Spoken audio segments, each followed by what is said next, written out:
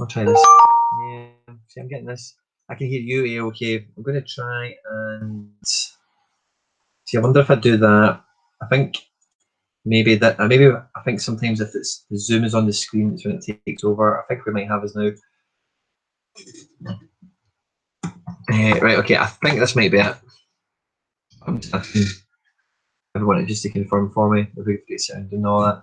But what I was going to say, Dan, with Arsenal is I had personally, like, as a neutral, quite decent aspirations for you this year. I thought he's done quite well in the summer. I quite like Arteta, but it's kind of all over the shop this year, isn't it?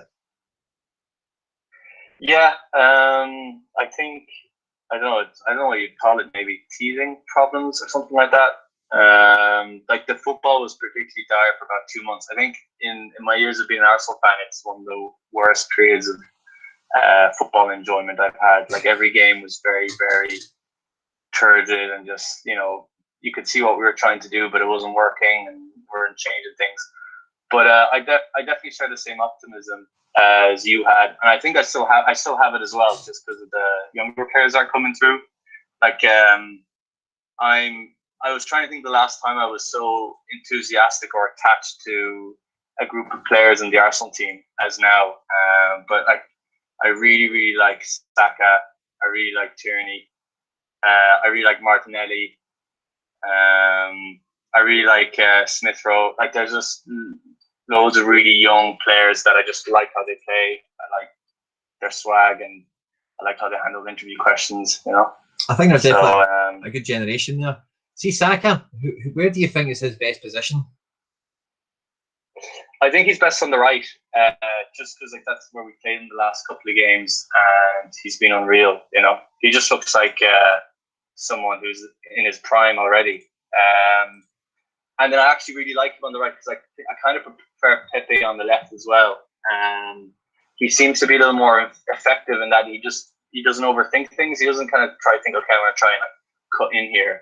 He's a little more direct, which I think suits the side currently because we lack kind of like directness. So yeah. So did you like Pepe on the left? So, but before I ask you about Mesut Ozil, right? Do you like Pepe? You a fan? I do. I know. I don't know. He's a bit like Marmite. I know a lot of people are quite frustrated with him, but I think that's just a result of the price tag. I don't think he was worth what we paid for. But I really see a good player in there, and I think if we give him time, I'm hoping he'll find his feet. After one full season, next one he'll be flying it.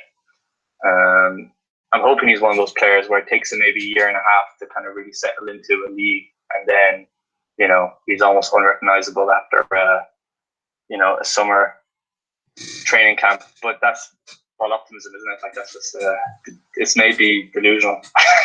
Well, I seen a good bit of him in France, and I really rated him. I thought he had a great season at Lille, but you're quite right because in England anyway, they've not really had a pre-season as such, so it is a slightly different kind of setup to the season than what they would normally have in terms of adjusting and that extra time on the training ground for 3 months in the summer where you can really prep and get up to speed. So suppose sometimes players missing that, it can take a bit longer to settle in.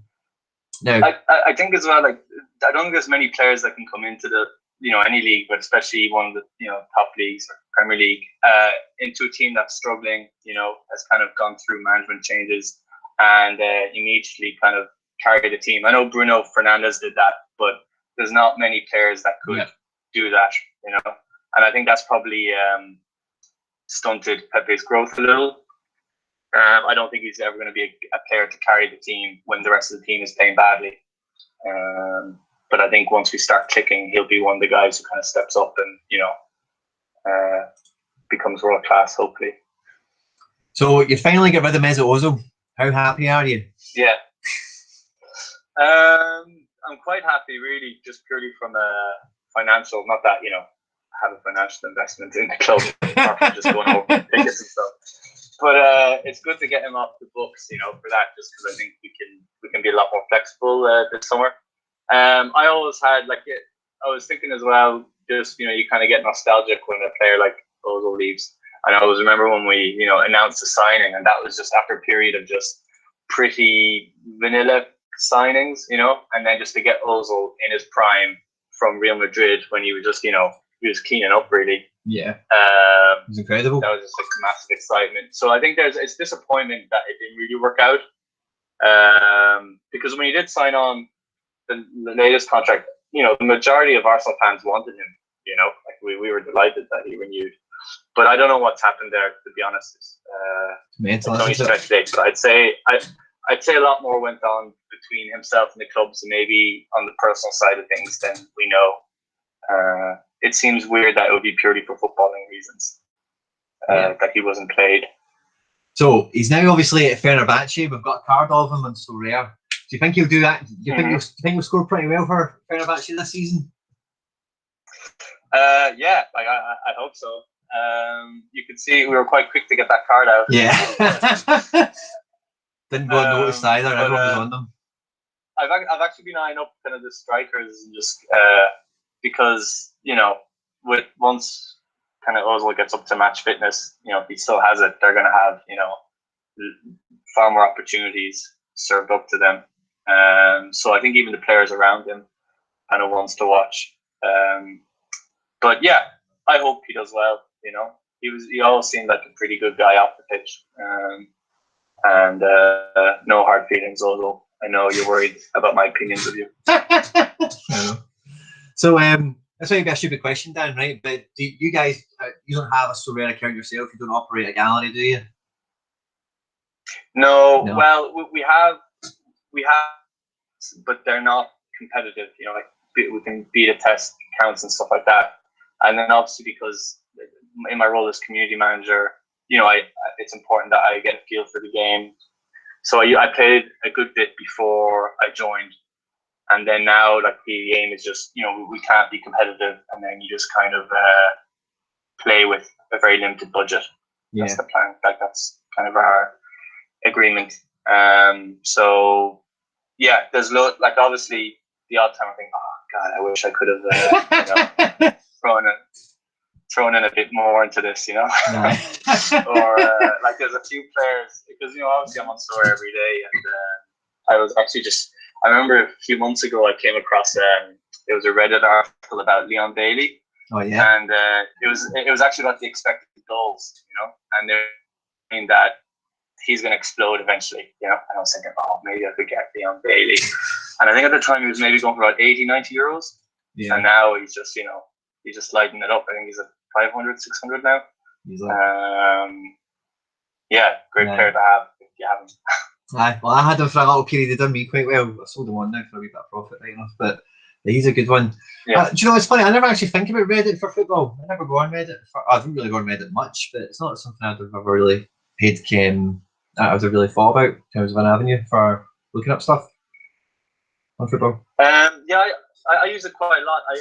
I would use the Reddit Gunners one rarely enough, because there's like blogs that I follow for Arsenal fans. But I follow the Reddit Soccer because they just, if you're not watching the football and there's a highlight, you know, you just kind of, you hear, like, you know, such a player scored a goal, you can just go on the Reddit and someone will have uploaded the clip. And then there's also the moderators on there are pretty good in that they tend to do their own little separate analysis of maybe a manager's career path or a footballer. And then they also share the odd bit of cool little stories. You know, I quite like, you know, obscure football stories, so they'll share stuff from the Athletic or, you know, the more obscure stuff. And, yeah, it's quite fun. I recommend it. Aye, no, you definitely got me interested anyway. So I'm curious, Dan, see, with your SoRare gallery, who was the first card you bought, if you can remember? I know, but I don't know if I should tell you, because if I tell you, people are just going to sorry. Okay, then. Check out my account. Okay. It's not that I'm worried people will think that, you know, I'm not abiding by the fairness regulations. It's more that, you know, there'll be more eyes on me to do, and when they see that I'm not doing particularly well, maybe if that affects my reputation within the company as a. Well, how about this? Yeah. If the shackles were off, you didn't work for the company, and you were to open up a gallery tomorrow, and let's say you had a fairly average budget, who would be the first card you would go and get?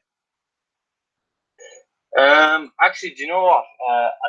Because I watched I'd never watched the Portuguese league game before, and when I watched the derby last Monday, I was quite impressed by Mateus Nunes. Yeah, the Brazilian guy.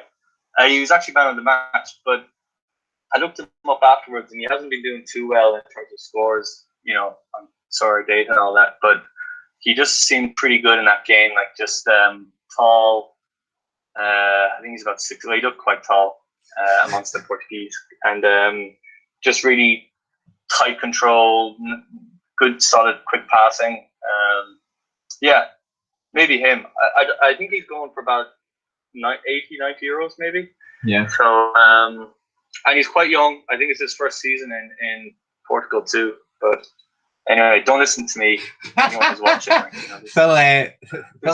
this is based on one game.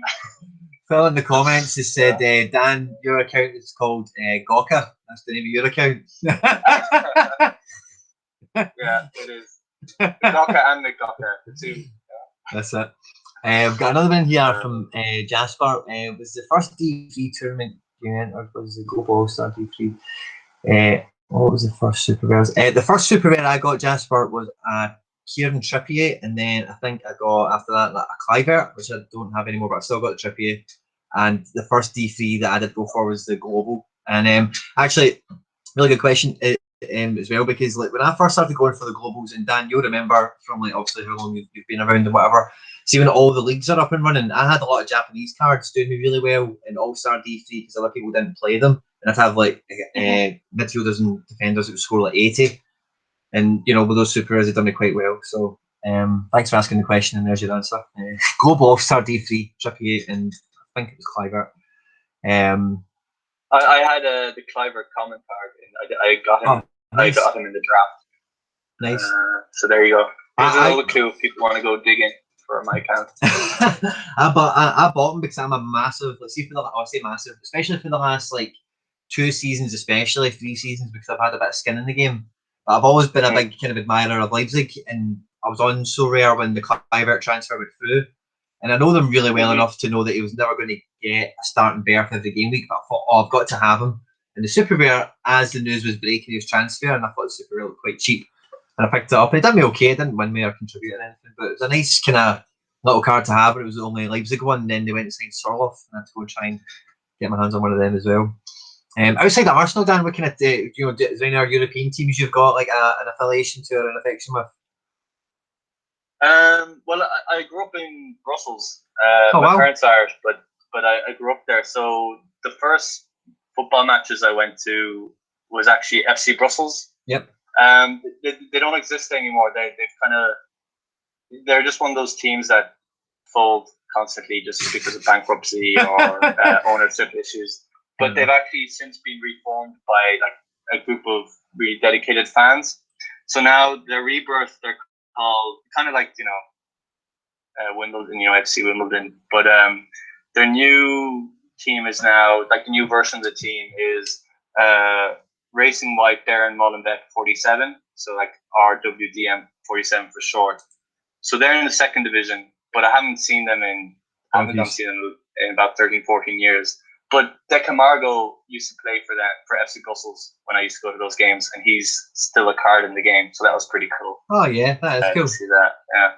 And I kind of like Anderlecht. When I come home to visit my parents for Christmas, I'll go to a game with my friends.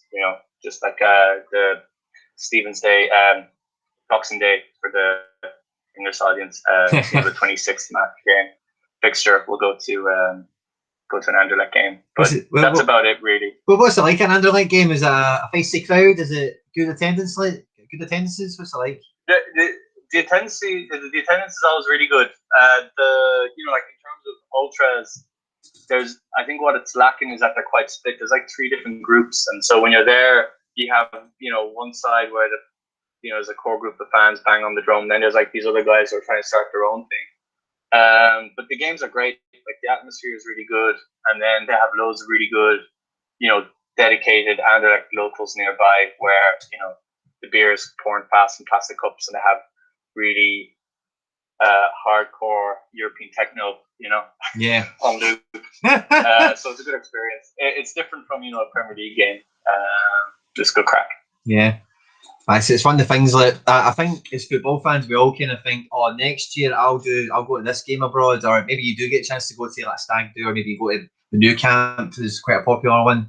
But especially see over the last like 14 months or whatever it's been since all this lockdown caper's been going on, I think everyone's bucket list of right when we can actually go to football matches. I'm going to Buenos Aires. I'm going here. I'm going there. I think everyone just when it's taken away from you, you then realise like I should have been doing this for years, and now I can't do it at all.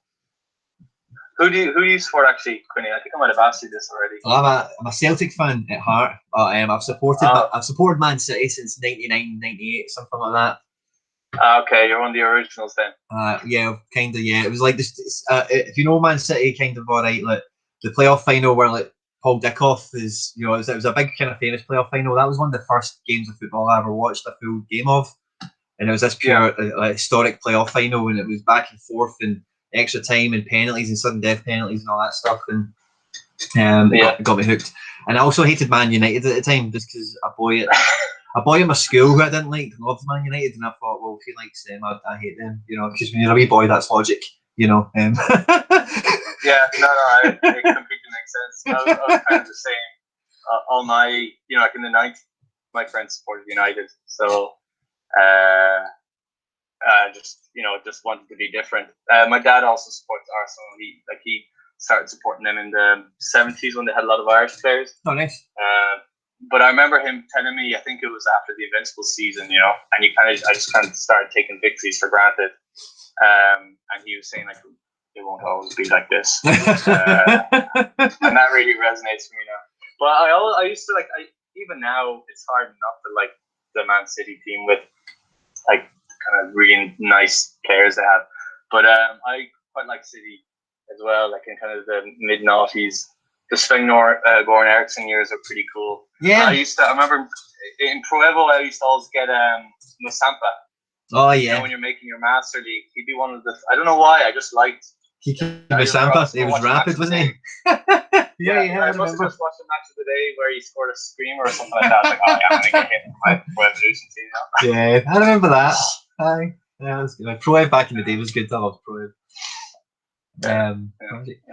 Well, on this game week, Dan, that we're just coming out of, I've just bought a really big card. I don't know if you'd be aware of it or not, probably not, right? But I just bought a Darwin Núñez Super Rare, and I thought, I'm safe as houses, right? He's got 2 fixtures this game week, and obviously, I know the rules, you know the rules, right? So I'm like, brilliant.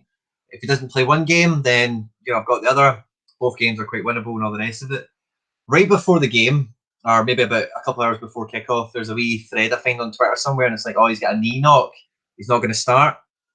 So I thought, okay, cool, right. We'll set this match out, and then he'll play Monday, and I'll be fine. But they brought him on at half-time on Friday night, and he didn't do anything. He finished on a score of 28 points. Fast forward to tonight, he starts and he scores in the 3rd minute, and he must have shot about 65 points or something tonight.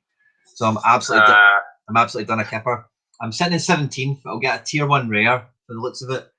But I need All Black to get some more points. And if I had that Núñez with a bigger score, it could have been a really good game week for me. But I'm just missing out, I think, on something special. But I should get something decent all the same. Otherwise, it's a lot of stories. I'm checking them now. Oh, yeah. But I checked him earlier. I was like 65 or something. I don't know how the game finished. But All-Star D4. 69. Yeah. All-Star D4 I had 2 DNP midfielders. It absolutely killed me. Even though I had a Denzel Dumfries in defence, it shot a 91, which was lovely. Challenger Euro. What position did you finish? Well, what position are you in? All-Star D3 and in 17th with the Núñez. Oh, nice. That's with the Núñez, and then, doing crap. Yeah. That's pretty good. Yeah. Hope you get something good. I'll check the Twitter tomorrow. I had some DNPs, as I said, to my All-Star D4. It didn't work out too well. I had a Challenger D4 lineup that was pretty horrid, didn't do much. A Champion Euro lineup, which had DNP goalkeeper. Joe David scored well, but it was okay otherwise. And then All-Star D3, just nothing was great. And then the weekly Challenger, the only Marseille PSG card I had that was anywhere near viable was a Cuisance. So I think he played the last 2 minutes of the match or something. Needless to say, I didn't win anything or go very far, but I participated all the same. So I thought, why not? Thanks. I saw that, once we announced how the teams were doing, people actually started taking away their PSG players. So I think oh, really? that's why the number. Yeah, well, what happened is people were adding their PSG players, to try and get it over the 300, but others were less enthusiastic about, hitting the target, so they took the players away, and then that's why it kind of broke even. There was no real increase or decrease from the first announcement. Got you. But yeah, we'll rework the next special event. We have actually tomorrow. I'll be announcing the special event for this weekend, nice. Which is quite personally, I think it's quite an exciting one. Oh, lovely! I'm interested to see how people react to it. But you can see now already that this weekend's special event is, it asks for an average score and 1 comment is allowed. But we haven't announced what the prizes are yet or what the community event is. So that will come tomorrow. That should spice things up. Because we all love, I was going to say we all love, right? But we're all, I suppose, probably quite happy to have a little week off. There's nothing actually happening this game. Get a wee bit of time. I love the way you put it as well on the post. It was like, go spend some time with your family or turn the ankle. Go do something normal, for a little while. So I kind of love that kind of little twist on, which was nice. But the game week coming back, if you've got something announced tomorrow, that'll be fantastic. We'll be coming back with a bang. Well, it's from next week on, it gets quite, with the J League and K League come back as well. Everything's going to be full up. We're looking to do the calendar every month as well, because it kind of helps us to get things organized too, nice. As well as you guys. So, so these special weekly things, then we can expect that to continue for the foreseeable. Yeah, for sure. So Carl, our game designer, has plenty of ideas. We're kind of working as a team to kind of try and come up with, we want, rather than a special weekly, we want it to eventually be called special event. So at least once a week, you can expect something that's a little bit different. And, in the early stages, we're all testing things out. Hello? Yeah. I thought it cut off. But eventually, eventually there'll be kind of less experiments and more kind of proven, tested things that we know will be successful. Yeah, nice. We'll try to get it right every time. Well, I very much enjoyed it so far. I loved I've got to admit, Dan, I was a little bit surprised, right? I loved the Arjen Robben cards, right? Thought that was brilliant, right? Masterstroke, whoever came up with that. But I thought the following game week we might have got a special edition Goetze. I thought that might have been, I don't know, maybe it's coming again, future, who knows. But I thought Goetze would have been a card you might have done that with as well. The thing is, we have, because we have so many more clubs that join all of a sudden, like the Dutch League has so many, even unique cards that we haven't even thought about that could be worked into, event. Like every day there's a really nice card that goes that we didn't tweet about or post about. It's kind of up to the community to keep their eyes on the market. Yeah. But there's also like a lot of cards that we have that, even for sentimental value, like there's still the Zidane unique that we haven't done anything with, and just for, it might not have any in-game utility, but from a purely like collector's item, I imagine it's quite highly valued. There's still the Ronaldo unique for this season. We were just looking through it this week, and there's loads. But Goetze does deserve his special card. Yeah, that was really. He's still only 28 as well. But I thought, I love the idea. The man the match cards look cool as well. But again, I would have thought them. I've not really. I can see what the template for the design for them will look like because of the way he's dressed it up in game. But I don't think I've actually seen the winners with their cards. If you know what I mean, I'm sure they have got them. Don't get me wrong, but I've not seen them around anywhere or whatever. Oh, they have. They actually. Am I just blind? Sorry, have I missed them? No.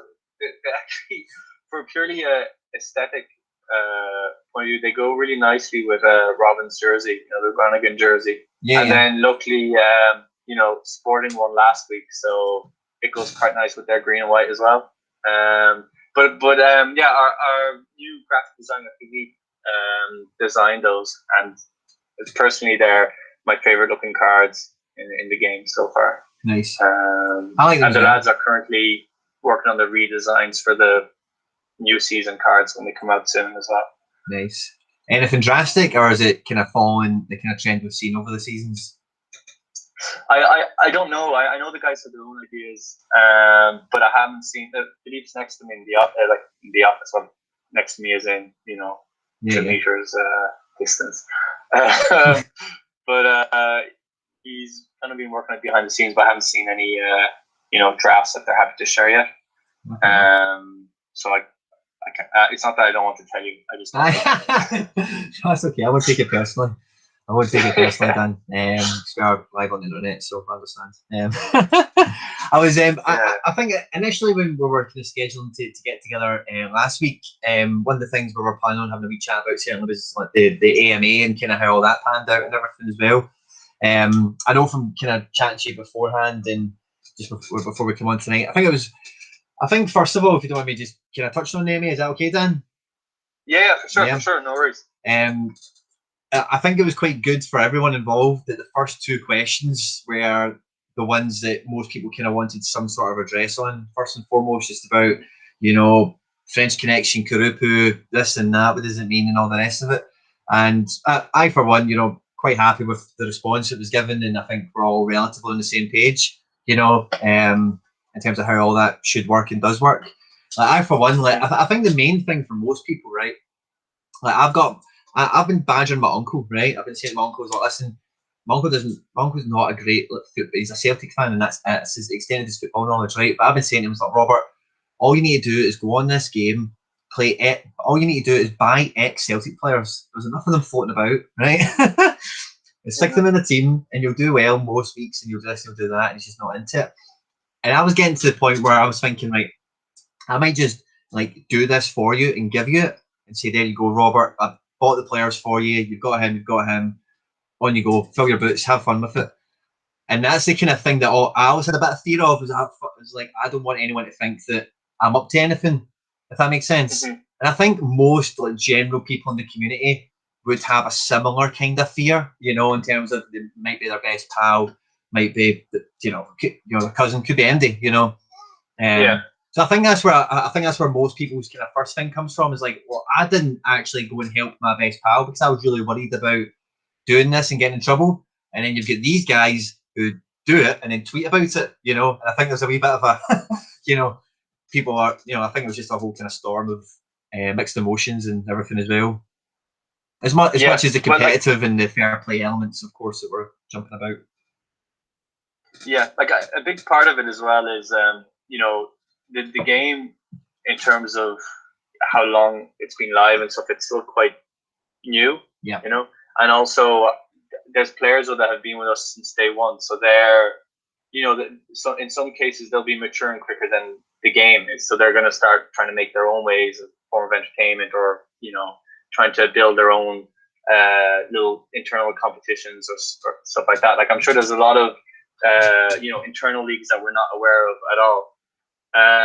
So it's just kind of up to us to make sure that we adapt and keep up as best we can with the community needs and what they're looking for with the game. And then, I completely get your point as well. We get, within the support tickets we get, every week we have a few requests about, can my wife play? Can my brother play? Yeah. And in most cases it's sincere, but it's just impossible to know, when it's not. Even with a KYC, it's kind of hard to know. Yeah. So that's why we kind of try to build regulations that will flag, suspicious accounts and help us identify multi-accounts much quicker, so that, we're not relying on the community to tell us, hey, these ads look shady, or these accounts look like it's coming from the same person, so that we can actually find these things ourselves. And then also it allows us to give, a certain bit of transparency to the community, so that they know what they can and can't do. So when we get those requests, for example, can my brother play, but I want to help them get started, I just share them the fairness regulations, and I say, look, if you get flagged for breaking them, we'll get in contact with you, and I'll let you know why. And then, you have that kind of 7-day period to try and fix things. And in most cases, if that does happen, people will understand and try and fix it. And if they don't understand and don't fix it, in a lot of those cases, it's because they are multi-accounting. Yeah. So that's our model for now. Fair enough. And I was quite happy with how it was received. Actually, we all were, because we understand that it's trying to find that balance between transparency, so everyone understands where we're coming from, but we can't share the exact system because then it can be gamed. But everyone seems to understand that. Totally. I waffled there. Sorry. No, that's okay. See, one of the big take homes I had from the AMA was it seemed to be almost like a recurring answer, or kind of threaded into a lot of questions that get brought up. But the new scarcity thing seems like, can we say it's inevitable at this point? I don't know. It kind of feels like it. Yeah, like it's something the members of the tech team, and Carl, our game designer, Nicola, we're all looking at it really. But there's already a core team who are looking at potential solutions. How it would work, how would it be implemented,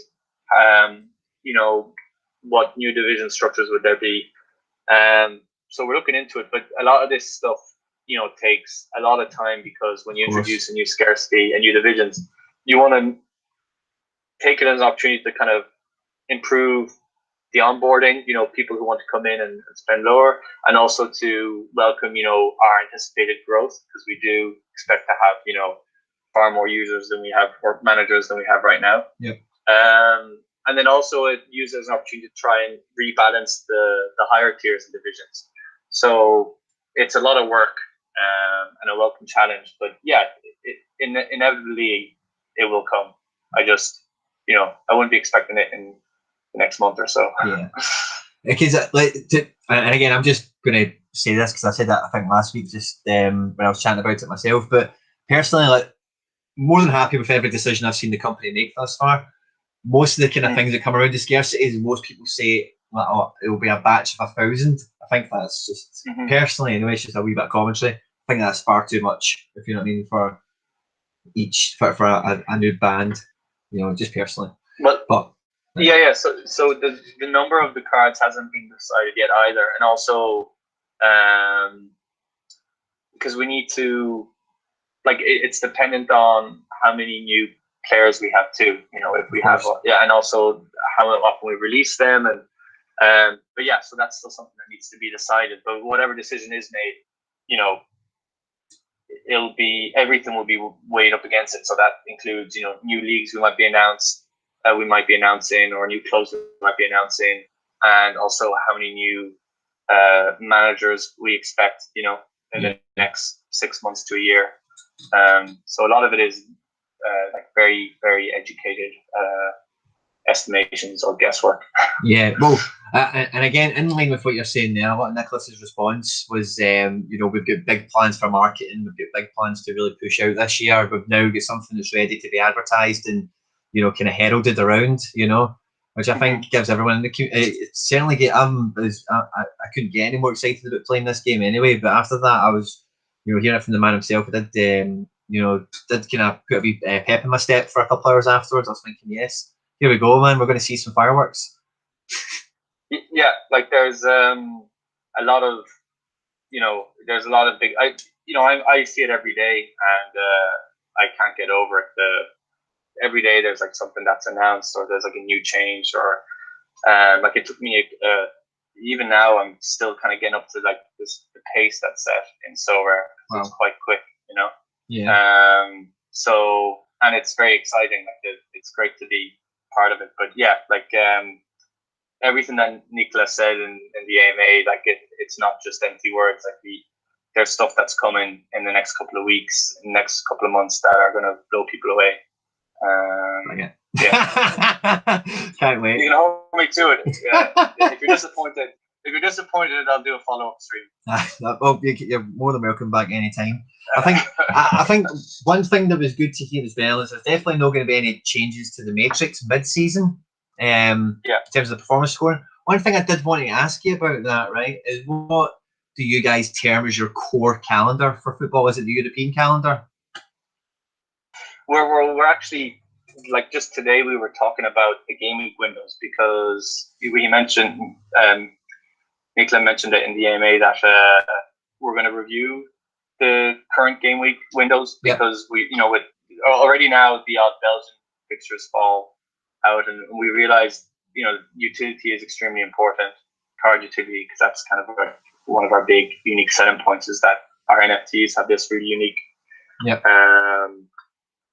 utility to them.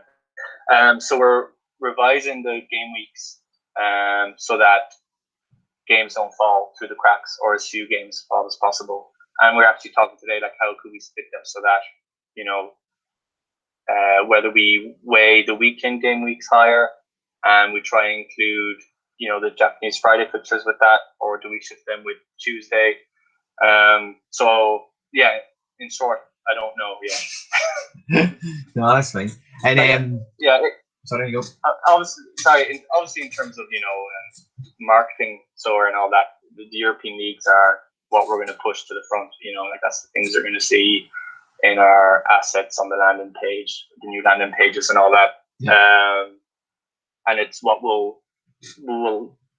it's what we're prioritizing for the moment. I know in the past there was a bit of annoyance about the shift of game windows so that we could, include the Champions League fixtures. But, to get those teams for us was a really big get, especially with the size of the team and where SoRare was at that time. So, you can understand why we made an exception to include, clubs that took months and months to, negotiate with and get the licenses for. But like, as a community manager, and I know Carl as a game designer, we want to cater to all the football fans. So, yeah. And then another thing that kind of went along with that as well is as much as there won't be any more like PB changes or whatever until at the end of the season if they review the system again. But another one that kind of came up again, which I was happy to see an answer for, was like the app. The app's something that gets spoke about a lot. I think a lot of people see it as a bit of a gateway to a user number, because once you can get downloads on an app and all the rest of it. The answer is the same answer we always get, I suppose. It's nice to hear, but how seriously do you think the app will work, if that makes sense, compared to the website? Because if we're waiting this long for the website to be as tip top, will it then be the website can be instantly like grafted into an app, or is that a back to scratch and build this from fresh situation? So like right now, I think to give a little more context, right now we're a team of 11. So and we have we've kind of Nicolas and Adrien have signed off on quite a thorough hiring process, and part of that is to hire more developers and kind of architects and stuff that can help us with that side of things. So nice. The team needs to grow pretty much to be able to keep up with our growth and to kind of achieve our goals. I know we keep on saying the same thing, but I think it'll be a lot easier to build an app that can properly complement the game and add to the game and kind of give an added experience to the game if we're happy with the game. And it's not that we're unhappy with SoRare right now, but we just have a lot of key features that we want to add to it before we kind of include the application. I know it's kind of like that was a very political answer, maybe. But it is what it is. If it's the truth, there's no other way to say it, is it? But like, for example, I think you shared a screenshot. Was it over the weekend of the lineup announcements? Yeah. And, like, you had push notifications of the lineup announcements.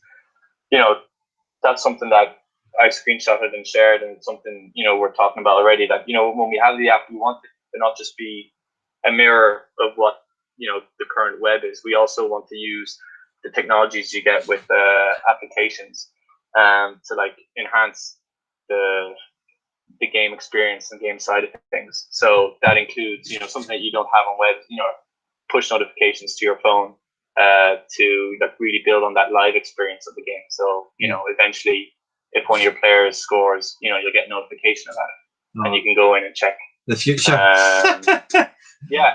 Or even just to carry around your gallery, and being able to show it in a cool way. So like we're thinking about it. It's just again, it's not something that we want to rush into for the sake of doing it. We want to make sure the the product is in the best place possible, and then the app will not just be kind of a platform for the website, or like a mirror of it. It's going to enhance the live experience. We recently, this kind of came up in the AMA, and we had an announcement today, of course, about the ramp and the gas fees and all that kind of stuff. So that was kind of brought up in the AMA, because again, similar to the app, some people, when we're thinking about, all the plans that you're telling us about for advertising and growth and all the rest of it, you kind of think, the community anyway, certainly think about what the real barriers are for people, and this is a massive one that's just been given a big kind of foot up today. If the gas fee's getting taken, it's just the ramp fee now, isn't it? Yeah. So yeah, that was just, I think that was turned around quite quickly. Brian was kind of working with Ramp behind the scenes to just see if we could sort it. We saw a ticket where someone was telling us that their friend had just started and they deposited a tenner and they only got they only saw €1. They didn't see the transaction fee, because that's where gas fees were last week, or where they are now. If you're depositing €10, you're only going to see €1 after the gas fee the transaction gas fee and the ramp fee. So we arranged with Ramp so that SoRare covers the gas fees, and it's just phenomenal, hugely worth it if it means that people have a better kind of opening experience and onboarding experience with the game. Yeah, I didn't realize that was a no-brainer for us. Really. Yeah, I know I know for myself, from moving crypto from A to B since joining the platform, sometimes when you are moving smaller amounts of money, you do feel it hurt a little bit harder, because there is, as you say, that base kind of fee attached to some of this stuff. So it was great to see that step came out so quickly after the EMA. It was. I was happy to post it. That's all I did. Oh, fair enough. I had a question in the comments earlier on. I can't remember who it was, but it said, "Ask Dan who the next club is." I don't suppose you'd be telling us that, of course. Right. But is there one in the pipeline for this week or something? There's a few in the pipeline.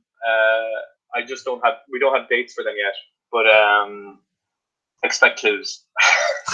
Fair enough. And probably the last thing I would want to ask you from the AMA, just from me personally, is there was kind of nods that you're back into talks with Opta in terms of the package that we receive, in terms of the coverage and all the rest of it.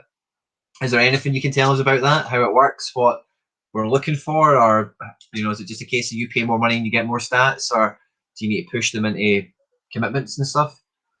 Well, for the moment, that's it really.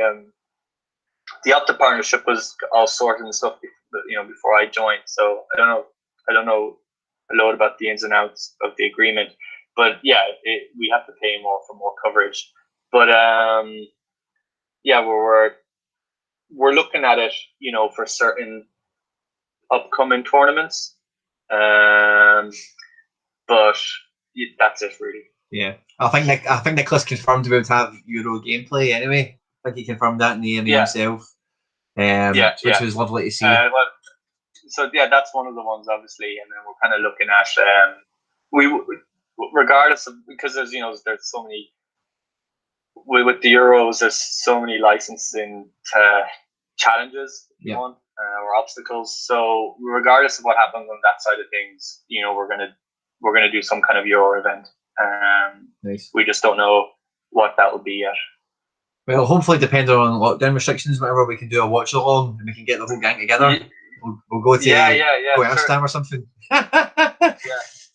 Have they announced where they're going to have it yet, or are they still going for the? I think they're still kidding on. They're going to do it across the whole continent, but I don't know how they can. I can't see that happening, really, to be honest. That's mental. Yeah, I love the idea of this Euros, but in the current climate, it is insane, But I love the idea of it at first. Yeah, the idea was great. It was really good. I was looking forward to going to a few games. I remember, years ago when I was living in Brussels and the Euros were there in 2000. I never went, and I went to the Euros in France when Ireland played Italy. Nice. That was great. But I was looking forward to going to a Euros game in Ireland. That was kind of going to be a cool little experience. Special. I can't see them hosting it in Ireland now. Well, two of my pals put in for tickets because Hampden was down as a host city, and he got there's 3 games at Hampden. He got 2 tickets for them, but one of the tickets he got is like it's 2 that. So I can't remember who our group is, but it's Scotland, England, 2 other teams. Can't remember who they are now. But it doesn't matter when you can see England's in the group. It doesn't matter who else is in it. But Scotland have a great side. I know for years we were kind of getting we were James McCarthy. The Scottish players. Yeah, we were getting the Scottish players who were looking for a higher chance of qualifying for tournaments. Competition. But I can see it. Not that I think you'd want any of our Irish players right now, but I can see it. Going the other direction now.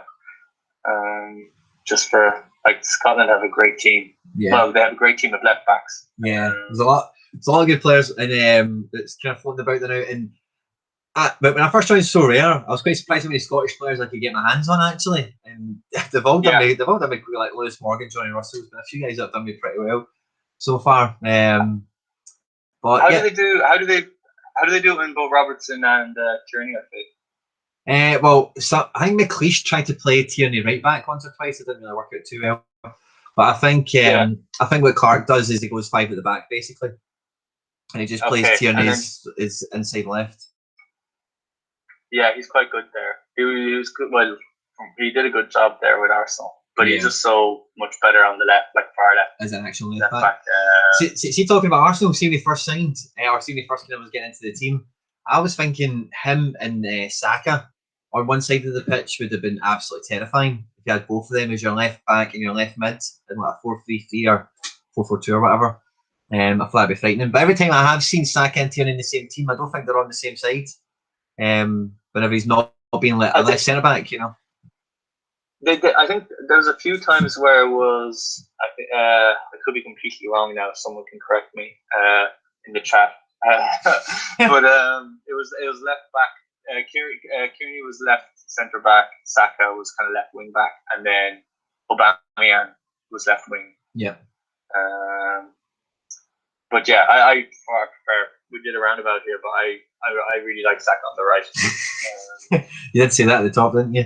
Mike's just caught me. The other 2 teams in Scotland's group with England is Croatia and the Czech Republic. So my pal has got a ticket for Scotland against one of these teams at Hampden, and then the next game at Hampden is Croatia versus the Czech Republic.